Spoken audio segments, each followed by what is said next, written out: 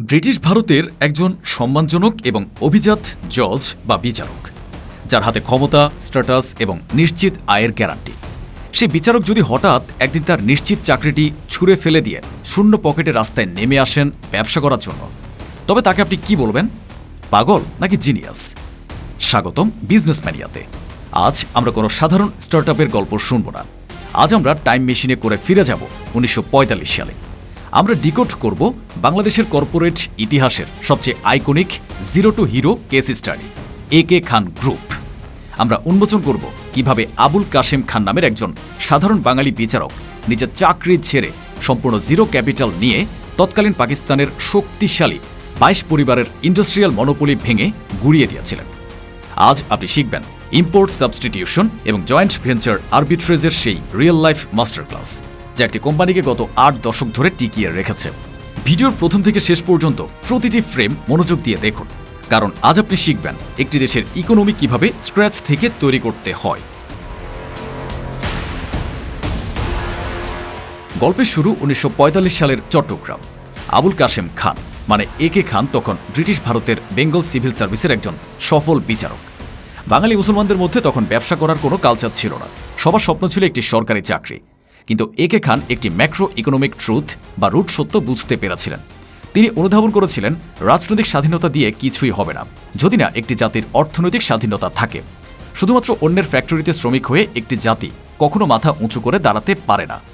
তিনি সরকারি চাকরির মায়া ত্যাগ করে ব্যবসায় নামলেন, কিন্তু তার কাছে বিশাল পুঁজি বা ক্যাপিটাল ছিল না। তিনি জানতেন সরাসরি ভারী শিল্পে গেলে তিনি দেউলিয়া হয়ে যাবেন, তাই তিনি শুরু করেন ট্রেডিং বা পণ্য কেনাবেচা দিয়ে।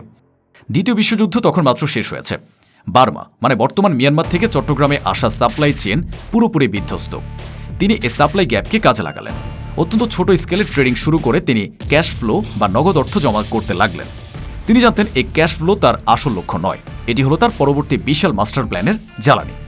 ট্রেডিং থেকে আসা টাকা দিয়ে তিনি এবার এমন এক জায়গায় হাত দিলেন যা তৎকালীন পূর্ব পাকিস্তানে কেউ কল্পনাও করেনি। পাকিস্তান সৃষ্টির পর পূর্ব পাকিস্তান মানে বাংলাদেশের অর্থনীতি পুরোপুরি জিম্মি হয়ে পড়ে পশ্চিম পাকিস্তানের গুটি কয়েক শিল্পপতির হাতে, যারা ইতিহাসে 22 পরিবার নামে পরিচিত। আমাদের পাট ও কাঁচামাল তারা নিয়ে যেত, আর তাদের ফ্যাক্টরিতে বানানো পণ্য আমাদের কাছে চড়া দামে বিক্রি করত। একে খান এই ইকোসিস্টেমটা ভাঙার জন্য কর্পোরেট দুনিয়ার সবচেয়ে ক্লাসিক স্ট্র্যাটেজিটা ব্যবহার করলেন, যাকে ইকোনমিক্সের ভাষায় বলা হয় import substitution industrialisation. Import substitution এর মানে কি? এর মানে হলো যে পণ্যগুলো বিদেশ বা পশ্চিম পাকিস্তান থেকে আমদানি করতে হচ্ছে, তিনি সেগুলো দেশের মাটিতে বানানো শুরু করলেন। তিনি দেখলেন বাংলার মানুষের প্রতিদিনের জীবনে দিয়াশলাই বা ম্যাচ বক্স লাগে, যা বাইরে থেকে আসে। তিনি চট্টগ্রামের কালুরঘাটে প্রতিষ্ঠা করলেন একে খান ম্যাচ ফ্যাক্টরি। এরপর তিনি দেখলেন চা বাগানের পাতা প্যাক করার জন্য প্লাইউড বা কাঠের বাক্স লাগে। তিনি তৈরি করলেন বাংলাদেশের প্রথম প্লাইউড ফ্যাক্টরি। একে একে তিনি টেক্সটাইল মিল, জুট মিল এবং নেভিগেশন কোম্পানিতে ইনভেস্ট করলেন। তিনি কোনো নতুন পণ্য আবিষ্কার করেননি, তিনি শুধু পশ্চিম পাকিস্তানের সাপ্লাই চেইনকে ব্লক করে লোকাল প্রোডাকশন শুরু করেছিলেন। তার এই ফার্স্ট মুভার অ্যাডভান্টেজের কারণে তৎকালীন পূর্ব পাকিস্তানে তিনি পরিণত হন প্রথম বাঙালি মুসলিম ইন্ডাস্ট্রিয়ালিস্ট বা শিল্পপতিতে। একটি জিরো ক্যাপিটাল ট্রেডিং কোম্পানি পরিণত হয় দেশের অর্থনীতির সবচেয়ে বড় স্তম্ভে। বাংলাদেশে অনেক পুরনো এবং ঐতিহাসিক কোম্পানি সময়ের সাথে সাথে ধ্বংস হয়ে গেছে, কিন্তু একে খান গ্রুপ গত 80 বছর ধরে কিভাবে তাদের ট্রিলিয়ন টাকার ভ্যালুয়েশন ধরে রেখেছে? কারণ তারা তাদের ইগো বা অহংকারকে ব্যবসার বাইরে রেখেছিল। 90 দশকের পর গ্লোবালাইজেশনের যুগে তারা বুঝতে পারল শুধু লোকাল ফ্যাক্টরি দিয়ে গ্লোবাল জায়ান্টদের সাথে লড়াই করা যাবে না। তাই তারা শুরু করলো তাদের survival master stroke, the joint venture arbitrage. তারা পুরো গেমটি উল্টে দিল। তারা বিদেশি বিলিয়ন ডলার কোম্পানিগুলোকে বলল, বাংলাদেশে তোমাদের মার্কেট দরকার, আমাদের কাছে জমি, লোকাল নেটওয়ার্ক এবং ডিস্ট্রিবিউশন আছে। তোমরা প্রযুক্তি আর টাকা নিয়ে আসো, আমরা পার্টনারশিপ করব। এর সবচেয়ে বড় প্রমাণ কি জানেন? 90 দশকের শেষে বাংলাদেশের টেলিকম রেভুলেশন। মালয়েশিয়ার টেলিকম মালয়েশিয়া এর সাথে পার্টনারশিপ করে তারা তৈরি করেছিল একটেল, যা আজ রবি নামে পরিচিত। একইভাবে সুতার গ্লোবাল জায়ান্ট কোর্স এর সাথে জয়েন্ট ভেঞ্চারে তারা তৈরি করলো কোর্স বাংলাদেশ। এমনকি জাপানের মারুবেনি এর সাথেও তারা পার্টনারশিপ করলো।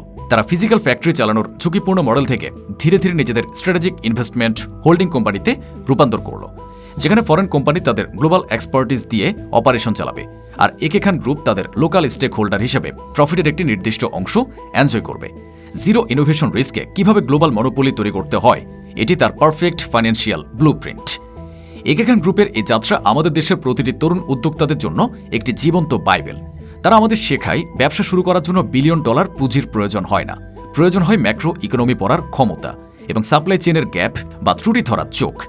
একজন সাধারণ বিচারক যদি শূন্য হাতে রাস্তায় নেমে পাকিস্তানের 22 পরিবারের মনোপলি ভেঙে দিতে পারেন, তবে সঠিক স্ট্র্যাটেজি থাকলে এই মডার্ন যুগেও যে কোনো সিন্ডিকেট ভাঙা সম্ভব।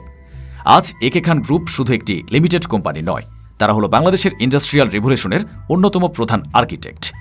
আপনার কি মনে হয়, আধুনিক যুগে জয়েন্ট ভেঞ্চার বা ফরেন পার্টনারশিপ ছাড়া কি লোকাল কোনো ব্র্যান্ড গ্লোবাল স্কেলে বড় হতে পারবে? কমেন্ট বক্সে আপনার লজিক্যাল অ্যানালাইসিসটি আমাদের সাথে শেয়ার করুন। এই শিক্ষণীয় রিয়েল লাইফ কর্পোরেট হিস্ট্রিটি আপনার টাইমলাইনে এবং উদ্যোক্তা বন্ধুদের সাথে শেয়ার করুন, কারণ সঠিক ইতিহাস না জানলে সঠিক ভবিষ্যৎ তৈরি করা যায় না। কর্পোরেট দুনিয়ার এমন সব ডার্ক মেকানিজম এবং zero two hero case study decode করতে সাবস্ক্রাইব করুন বিজনেস ম্যানিয়া চ্যানেলে। খবরের পেছনের আসল কর্পোরেট ব্লুপ্রিন্ট আমরাই তুলে আনি। দেখা হবে আগামী ভিডিওতে নতুন কোনো বিজনেস মাস্টার ক্লাস নিয়ে। ততদিন পর্যন্ত সিস্টেমকে প্রশ্ন করতে শিখুন এবং চোখ রাখুন বিজনেস ম্যানিয়াতে।